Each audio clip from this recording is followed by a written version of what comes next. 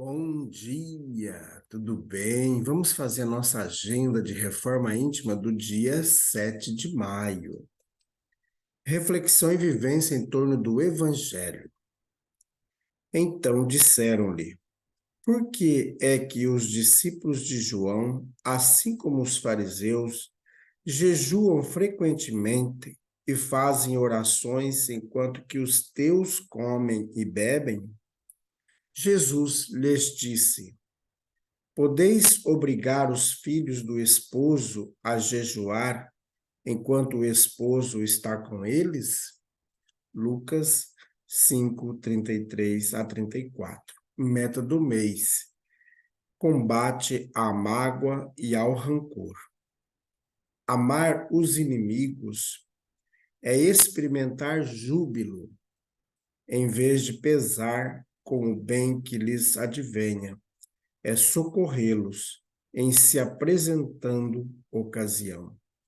Allan Kardec, no livro O Evangelho segundo o Espiritismo. Meta do dia: ante as dificuldades no lar, combater a mágoa e o rancor, consolando, ajudando, elevando, construindo. Sugestão para a sua prece diária: prece pelas mães que foram afastadas de seus filhos. Pensemos em Jesus. Bondoso Jesus, nós colocamos em tuas mãos nesse instante todas as mães que não puderam mais estar perto de seus filhos, que possam trabalhar no seu íntimo a reparação, a reconquista. Amado Mestre Jesus, ampare também as crianças que perderam suas mães. Ampare também, Jesus, aquelas que rejeitaram seus filhos no momento do nascimento. Aquelas outras que provocaram um aborto de várias espécies, de várias naturezas. Que essas nossas irmãs também possam, Jesus, receber o lenitivo, afastando de suas consciências o remorso, e buscando novas oportunidades de reparação. Fica conosco, Jesus. Graças a Deus. Meus amigos, hoje, domingo, nós temos agora de manhã em nossa casa espírita a campanha de fraternidade Alta de Souza, a partir das 8 horas da manhã. A campanha de fraternidade Alta de Souza iniciou em 1953, no dia 3 de fevereiro, que teve a primeira reunião, mas a prática começou no dia 3 de março de 1953. Então, de lá para cá, ela já está espalhada por todo o Brasil e também por todo o mundo. Onde tem um caravaneiro de Alta de Souza, está também implantada a campanha de fraternidade. Em Alta Floresta, nós já visitamos mais de 15 mil lares desde 2015, quando nós iniciamos, no dia 15 de fevereiro, a campanha de fraternidade Alta de Souza, em Alta Floresta. Então, venha conhecer esta campanha, venha participar dessa campanha.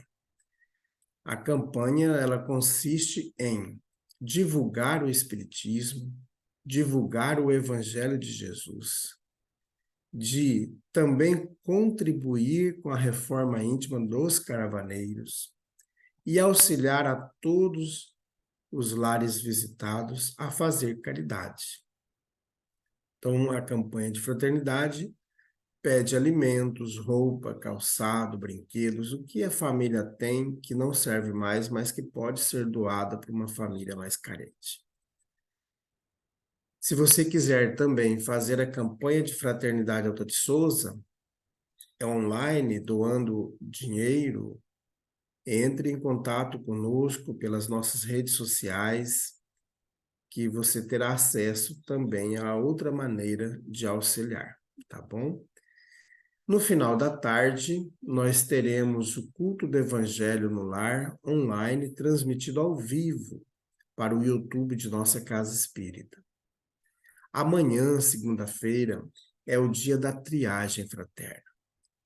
Então você pode estar com grandes dificuldades para fazer prece, anda muito irritado, não consegue fazer leituras de algum livro otimista, está envoltos em pensamentos depressivos, com ideações suicidas, está também envoltos nas drogas, com dificuldades no seu lar. Que tal fazer o tratamento espiritual? Você já pensou nisso?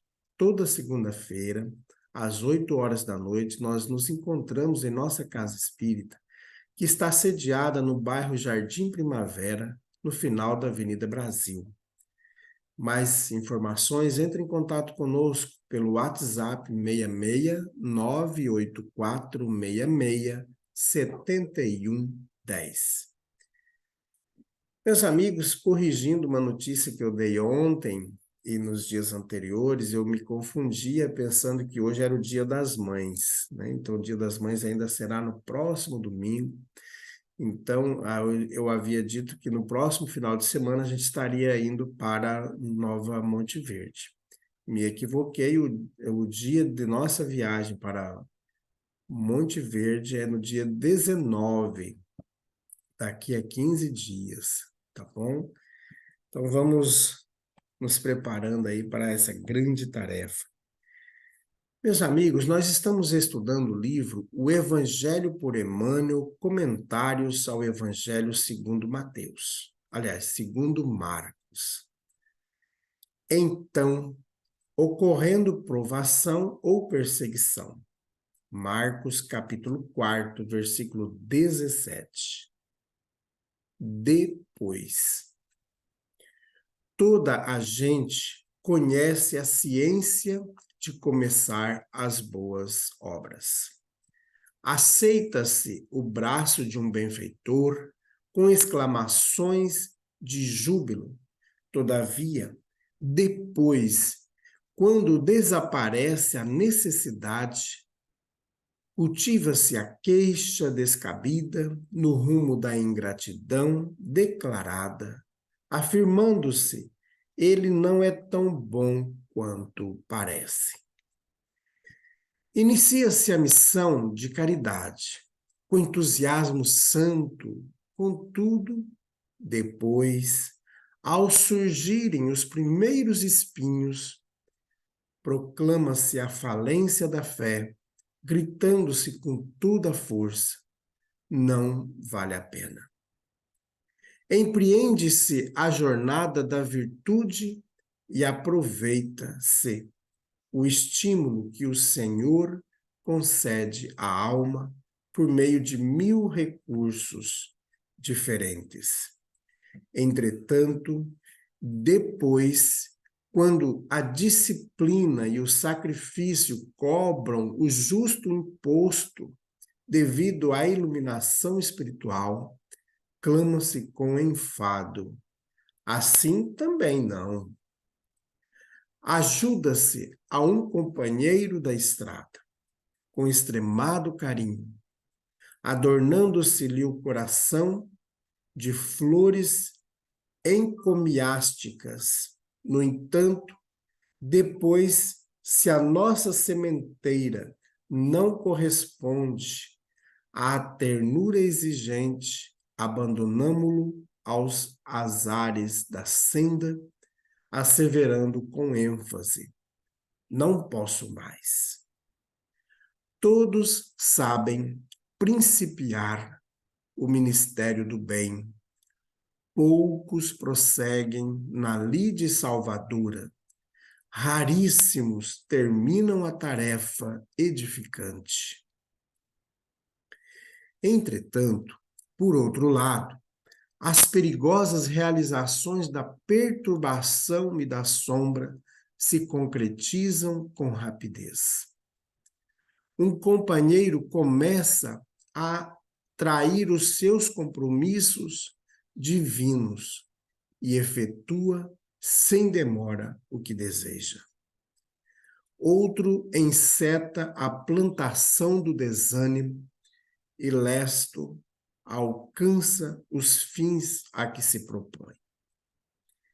Outro ainda inicia a discórdia e, sem detença, cria a desarmonia geral. Realmente é muito difícil perseverar no bem e sempre fácil atingir o mal.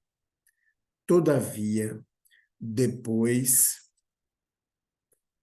comunicação de Emmanuel, publicada no livro Vinha de Luz, da editora FEB, capítulo 180. Depois, meus amigos, essa comunicação de Emmanuel é muito interessante.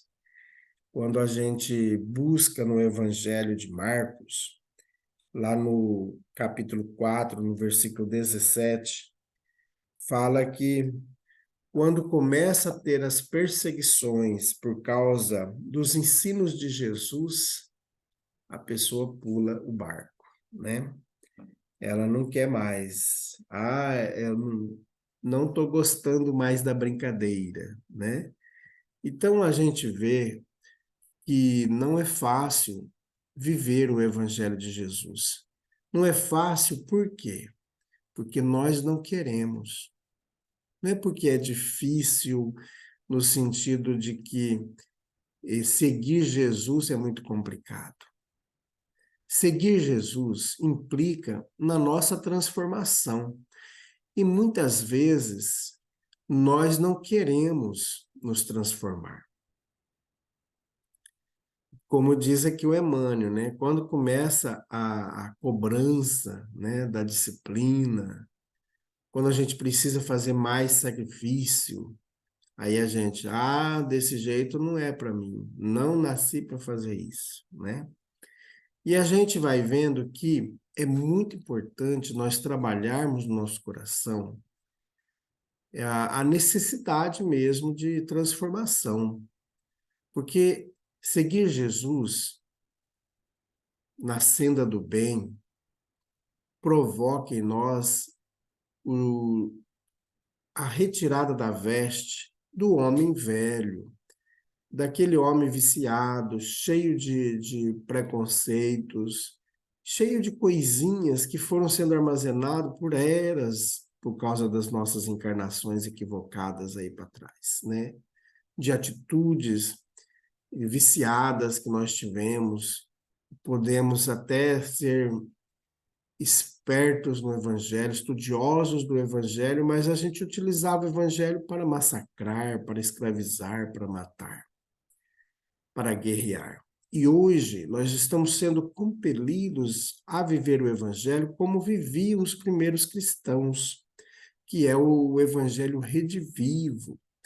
Com as mensagens de Emmanuel, ele vai provocando em nós mudanças muito íntimas. E essas mudanças precisam, de fato, acontecer para que a gente progrida. Quanto mais tempo nós vamos demorando, mais dificuldade nós vamos tendo, mais transtorno a gente vai tendo.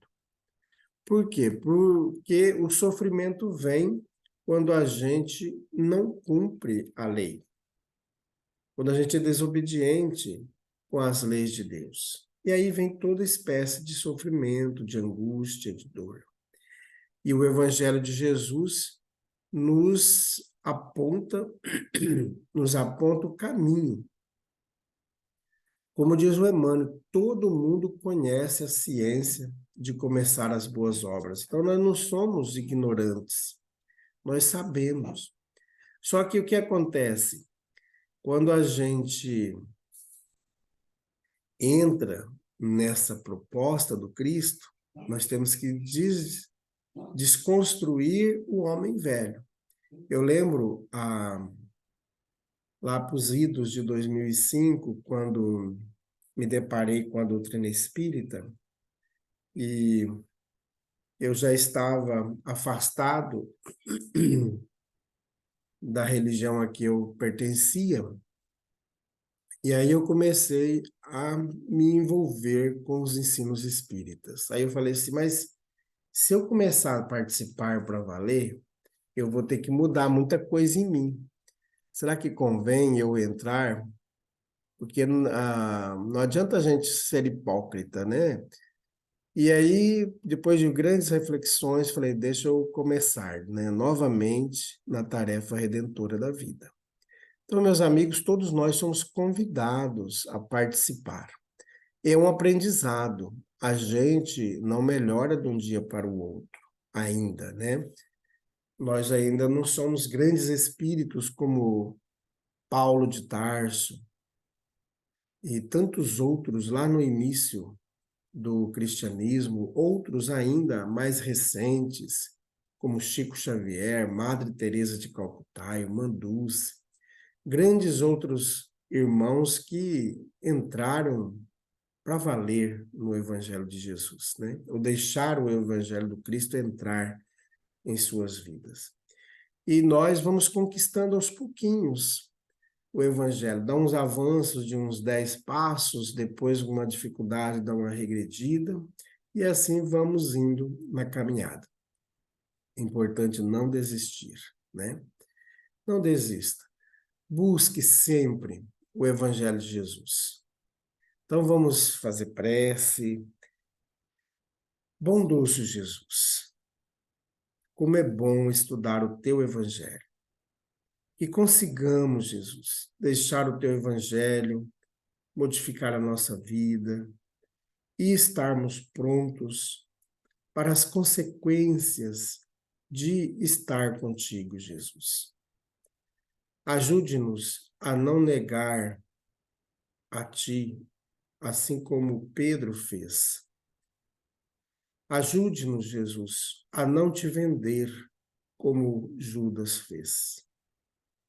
Mas fortalece a nossa fé, nos encoraja, porque o Senhor é o caminho, a verdade e a vida. Graças a Deus, que Deus seja louvado. Meus amigos, tenhamos um bom dia, fiquemos em paz e que Deus nos abençoe a todos.